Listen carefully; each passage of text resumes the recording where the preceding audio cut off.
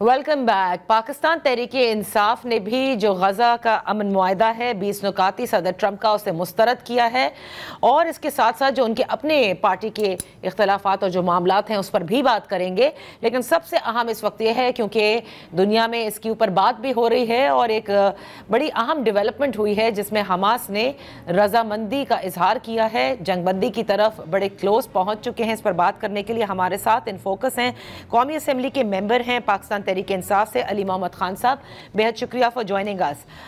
علی محمد خان صاحب، یہ جو ڈیولپمنٹ اب ہوئی ہے کہ حماس نے ایک پازیٹیو سگنلز دی ہیں جس میں وہ جنگ بندی کی طرف بڑھ رہے ہیں، اور وزیر اعظم شہباز شریف صاحب نے بھی اس کا اپنے ایکس پلیٹ فارم کے ذریعے یہ اعلان بھی کیا ہے، تو اب مجھے یہ بتائیے گا کہ آپ لوگ کیونکہ اسے مسترد کر چکے ہیں بالشمول دیگر اپوزیشن جماعتوں کے بھی، تو اب آپ اس کو کس نظر سے دیکھتے ہیں اگر حماس ہی راضی ہو جائے اس پلان کو امپلیمنٹ کرنے میں؟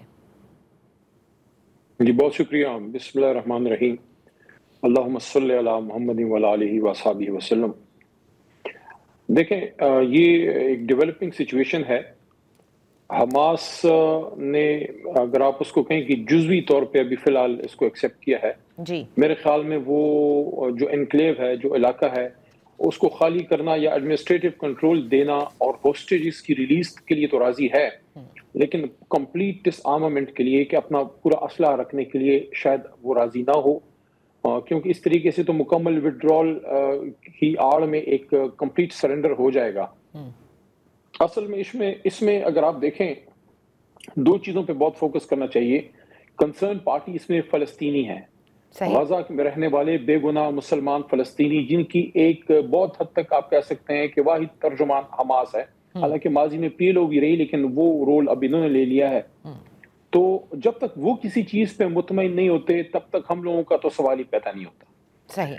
شروع میں جو ہم نے ریجیکٹ کیا اس کی وجہ یہ تھی کہ جو ڈونلڈ ٹرمپ کا پلان تھا اس کو میاں صاحب نے، شہباز صاحب نے، میں یہ نہیں کہتا، میں ان لوگوں میں سے نہیں ہوں جو میں کہوں گا کہ وہ خدا نخواستہ اسرائیلیوں سے ملے ہوئے ہیں یا وہ فلسطینیوں سے ان کی کوئی ہمدردی نہیں ہے یا وہ غدار والا ٹیگ میں نہیں یوز کروں گا۔ میں یہ کہوں گا کہ فورن افیئرز ایک بہت انٹریکیٹ اور بہت ڈیلیکیٹ ایشو ہوتا ہے۔ اس میں ایک وزیر اعظم کو، جو کسی بھی ملک کا ہو، خاص کر اسلامک نیوکلیئر اسٹیٹ کا، ان کو بہت اس میں احتیاط اور تھوڑا صبر سے کام لینا چاہیے تھا۔ جس طرح کل ان کے جو فورن منسٹر ہیں اسحاق ڈار صاحب، جی، انہوں نے بھی فلور آف دا ہاؤس پہ اس ایکٹ کو اون نہیں کیا، بلکہ انہوں نے یہ کہا کہ ان کے علاوہ 7-8 اور بھی ممالک اسلامی اس میں تھے، کیا جلدی تھی میاں صاحب کو، شہباز صاحب کو یہ کرنے کی؟ تھوڑا ویٹ کر لیتے، دیکھ لیتے کہ اس پہ کنسرن پارٹی کا، حماس کا اور فلسطینیوں کا کیا ریئیکشن ہے، یعنی مدعی سست اور گواہ چست۔ دوسرا اس میں ایک نقطہ اور بڑا اہم ہے، پھر آپ اپنا اگلا کوئی سوال ہو تو کیجیے گا۔ جی دیکھیے، فوری ایک غزہ میں جنگ بندی تو ہونی چاہیے۔ یہ جو بچوں کے ساتھ ہوا ہے، میں تو کہوں گا کہ مجھے تو نہیں پتا کہ پچھلے 100 سالوں میں پتہ نہیں دوسری جنگ عظیم میں بھی اس لیول کا کچھ ہوا ہے جو ہو گیا ہے۔ بالکل۔ تو یہ جنگ بندی رکنی تو چاہیے، اس میں تو کوئی دو رائے نہیں ہے۔ تو ایک تو فوری جنگ بندی کا معاملہ ہے، فلسطین اور اسرائیل کے بیچ میں کوئی ایک طرح سے ٹروس کا معاملہ ہے، اس میں انٹرنیشنل پلیئرز کا آنا ہے، وہ ایک علیحدہ ڈیبیٹ ہے۔ ایک اور چیز ہے جس پہ میں سمجھتا ہوں ہمیں بڑا کلیئر ہونا چاہیے، میں فلسطین کاز پہ پچھلے 14-15 سال سے بول رہا ہوں، اور وہ یہ ہے کہ dispute, the issue of Palestine is not a land dispute۔ یہ صرف زمین کا مسئلہ نہیں ہے، it is an ideological issue as well۔ جو قبلہ اول ہے وہ صرف فلسطینیوں کا نہیں ہے، وہ تمام امت مسلمہ کا قبلہ اول ہے۔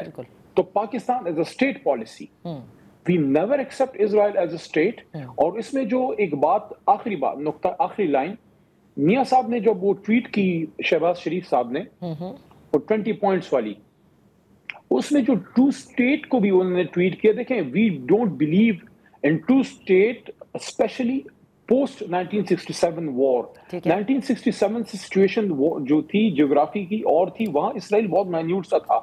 تو 1967 کے بعد کی جو جغرافیائی صورتحال ہے، اس میں ٹو اسٹیٹ کو پاکستان کی طرف سے اس طرح برملا ایکسیپٹ کر لینا تو کیا خدا نخواستہ، اور میں نہیں سمجھتا کہ میاں شہباز شریف یا نواز شریف یا ایون زرداری صاحب بھی، کیونکہ ظاہر ایلائز ہیں، وہ اپنے آپ کو اس سے ایبزالو نہیں کر سکتے، کبھی بھی اس طرح سوچیں گے بھی کہ ہم اسرائیل کو ایکسیپٹ کریں۔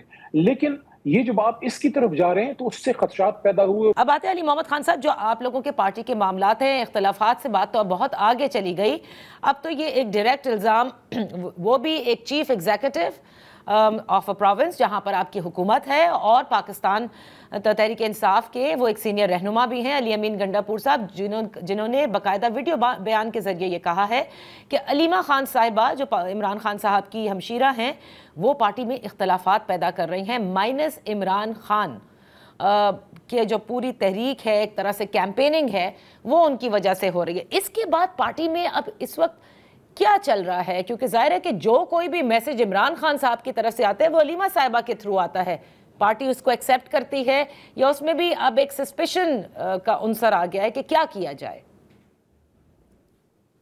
بہت I would say it's a very pertinent question regarding the recent situation. دیکھیں, ایک طرف علیمہ آپا ہیں, خان صاحب ہمارے لیڈر ہیں, اور لیڈر ایک استاد ہوتا ہے, استاد ایک روحانی باپ ہوتا ہے, ان کی سسٹر ہمارے لیے ایک ماں کی طرح ان کا ایک ویلیو ہے, عمر میں بھی ہم سے بہت زیادہ ہیں, شی مسٹ بی 70 اور پتہ نہیں 70 پلس واٹ ایور, لیکن تو خان صاحب کی وجہ سے وہ ایک احترام کا رشتہ تو ان کے ساتھ ہے, ویسے ہی کوئی بھی خاتون ہو, لیکن ان کی ایک سٹرگل بھی ہے. تو ایک طرف وہ ہیں, دوسری طرف علی امین خان ہیں جو پارٹی میں میرے خیال میں میرے سے سینئر ہیں, ایک پرانے ساتھی ہیں خان صاحب کے, تو وہ سی ایم کا عہدہ ہے, ذمہ دار عہدہ ہے, اب اس پہ میری طرف سے کوئی کامنٹ آ جائے اس کا پارٹی کو فائدہ نہیں ہوگا. دوسرا یہ ہے کہ جناب عمران خان صاحب نے خود 2 کام کیے ہیں.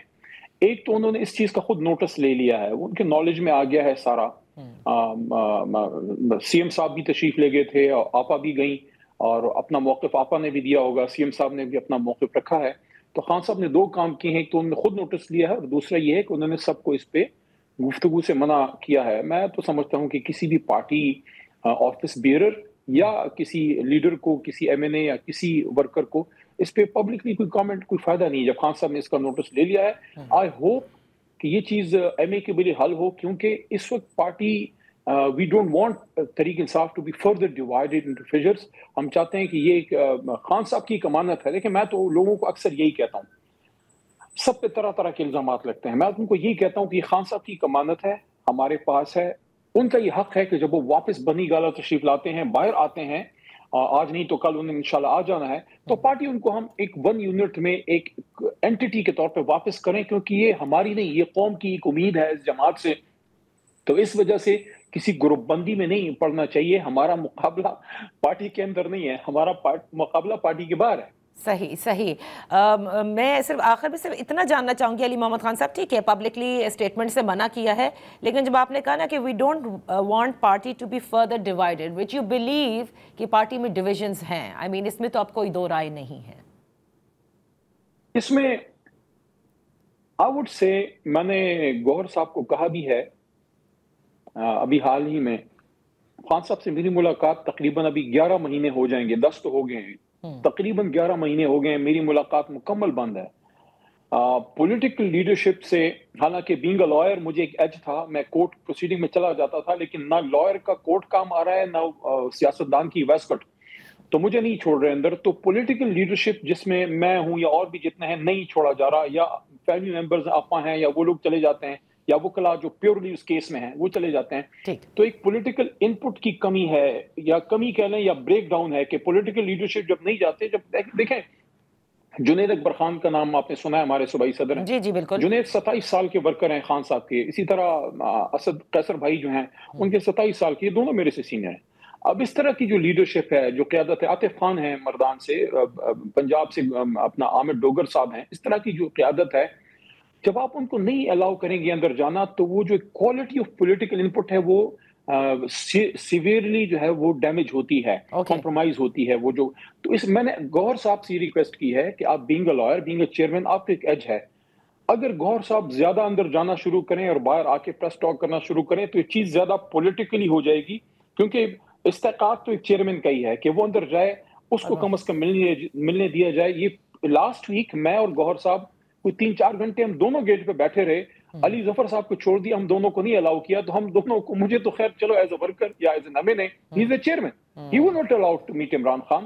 میرے خیال میں गौर साहब को इसमें जेल के मामलात में थोड़ा ज़्यादा प्रोएक्टिव होना होगा, क्योंकि वो चेयरमैन भी हैं और एमएनए भी हैं, वकील भी हैं, तो he can solve many problems, और इस पे मैं उनसे दोबारा भी बात करूंगा। ओके, बहुत बहुत शुक्रिया अली मोहम्मद खान साहब for being with us on the show. यहाँ पर वक्त ब्रेक का, जब ब्रेक से वापस हाजिर होंगे तो गुज़िश्ता रोज़ जो अवामी एक्शन कमेटी आज़ाद कश्मीर में और हुकूमती टीम की जो मुज़ाकरात कामयाब हुए हैं उस पर बात करेंगे।